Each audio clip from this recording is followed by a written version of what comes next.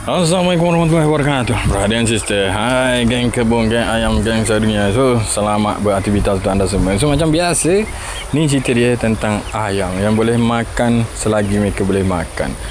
So, dalam ramai-ramai ni pasti akan ada yang mengalami masalah-masalah tertentu. So, untuk yang bermasalah ni kita terpaksa asingkan terlebih dahulu untuk mengelakkan yang lain juga mengalami benda yang sama. Jadi untuk kategori lepas bebas ni kebanyakannya senang sikit dia mampu bertahan. Mungkin. Jadi yang ni memang sangat senang dilepaskan. So dia ada putih, dia ada yang tak berapa nak putih, dia ada hitam, tak berapa nak hitam. Jadi gitulah, dia penuh dengan warna-warni tentang apa itu ayam.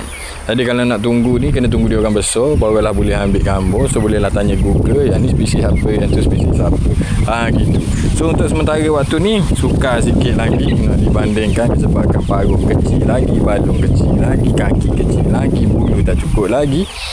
So kita tunggulah dia orang membesar, nanti baru kita tahu dia orang ni spesies mana, daripada keturunan mana.